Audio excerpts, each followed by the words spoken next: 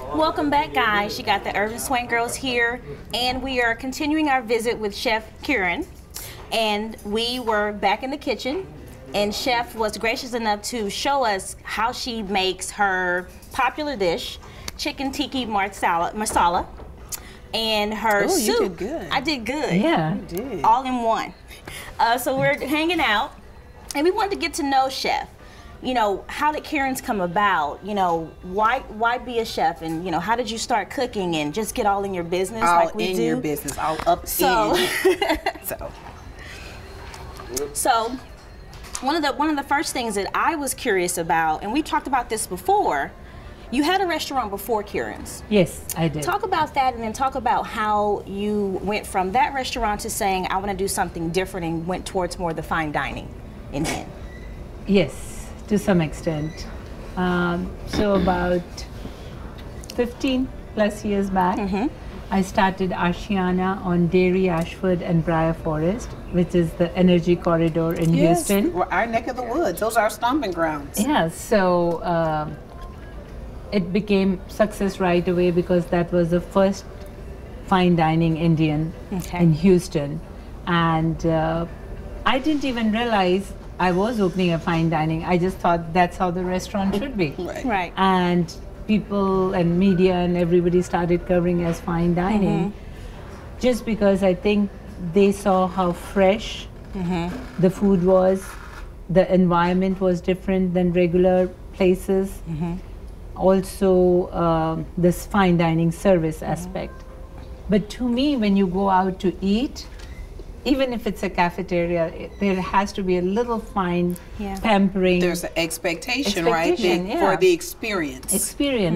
So I didn't really realize that what I was really getting to in stages, I must say. You know, like I thought I was just opening a nice restaurant with fresh ingredients and mild food. I want to tell American public what truly Indian food is.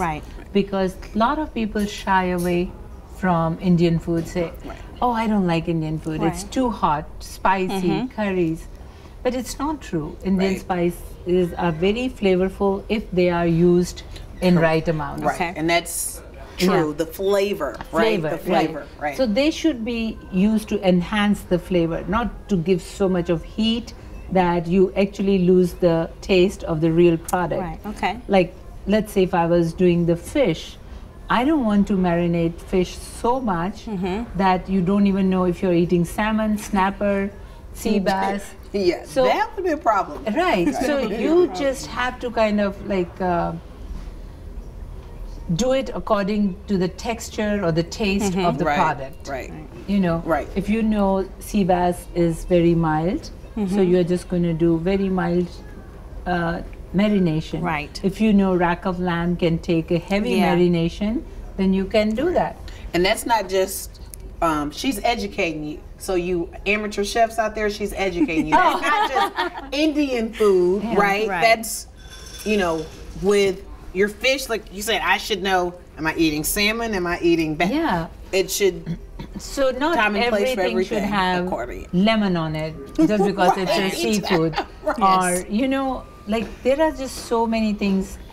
Oh, like coming to the wine, people would say seafood should have white wine and red meat should have red wine. But it's not true. It just depends on what kind of seafood or what kind of red meat you are having, you know? And you know, someone once told us, if the cork is out, it works. That's what I believe. If the cork is out, it goes. It does. And you know, like really any wine I think will enhance what you're eating. As long as it's paired correctly. It's paired correctly, and the way to pair is let the protein shine on your plate, not the spices, not the sauces, not the deep frying and all those methods.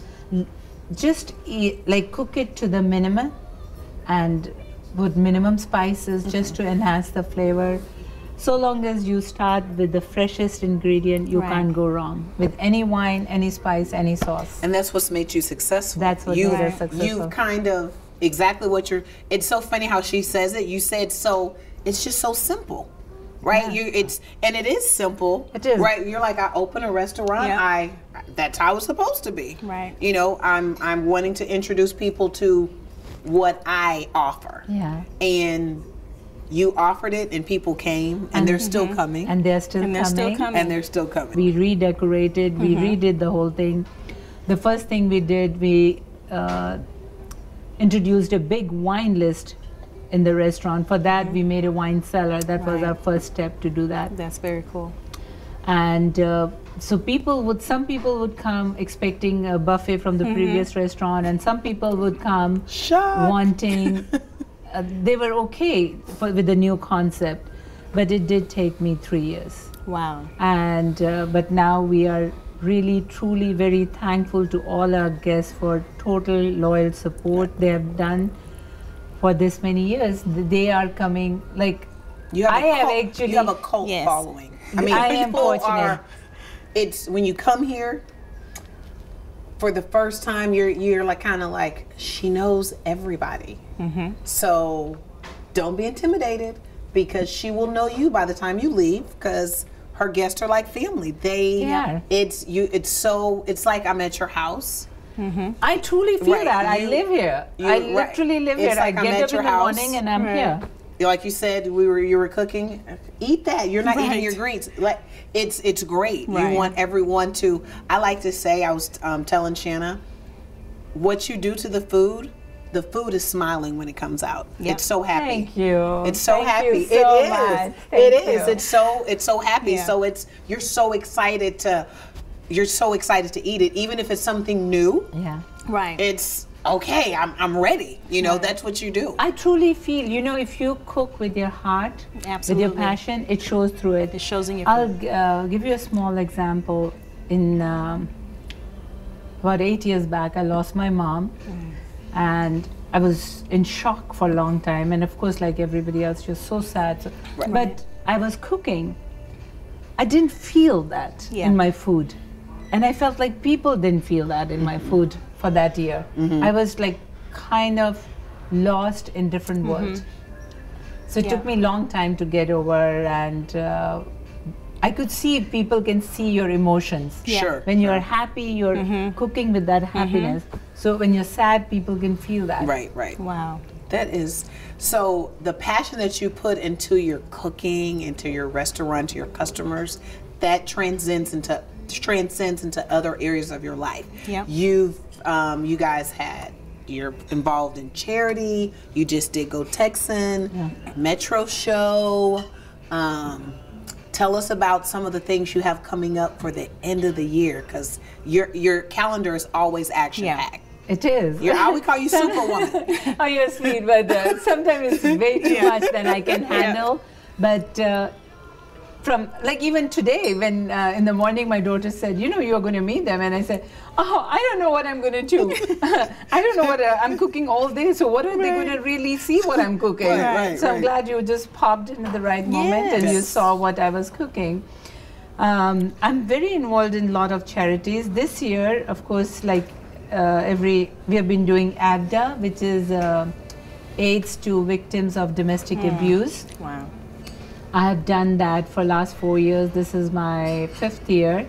And it's in every year, one of the almost like socialites' home.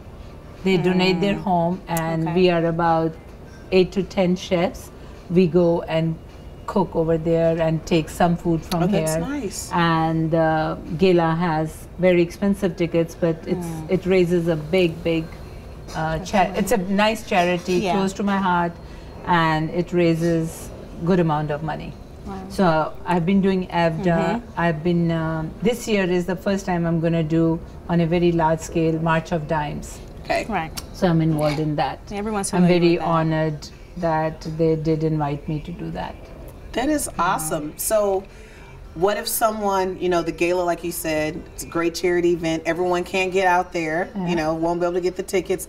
But if they want to catch you doing something, talk about that, like some of the things you have going on a monthly basis at the restaurant and the community around? So I'll be teaching at Central Market.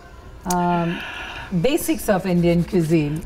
And I want to teach some of the traditional way of cooking Indian food, which, you know, as novice can just pick up few ingredients from the grocery store and almost get very similar flavors without being intimidated. Right. You know, because it is really simple. We'll be there. And you've been doing that for some time. Yes, I mean, you've been holding classes with Central Market for a while. And also, I've been doing classes at Fiesta and Rice Epicurean for many years. Those classes are so interesting because, you know, Indian food, it's very hands-on, but Indian food is an area that you don't see a lot of classes about traditional Indian cooking.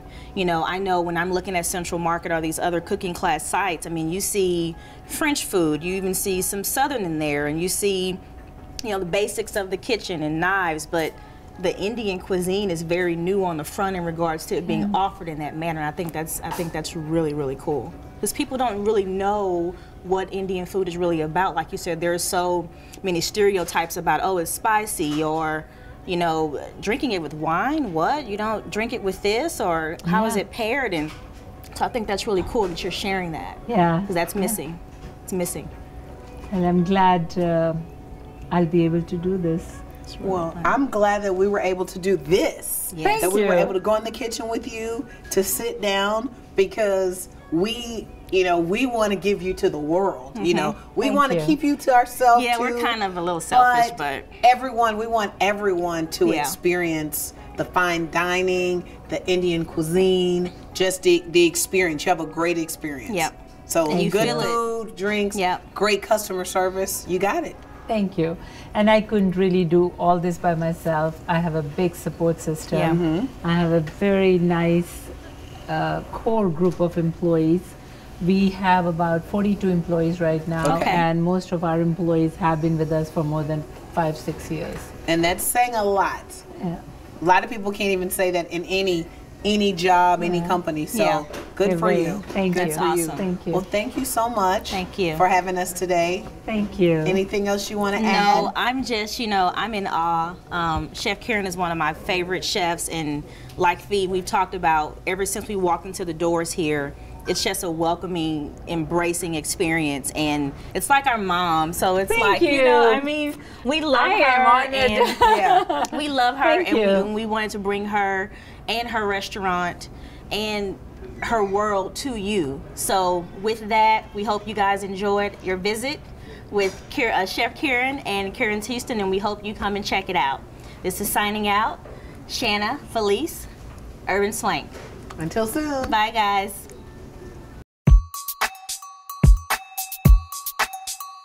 Ooh.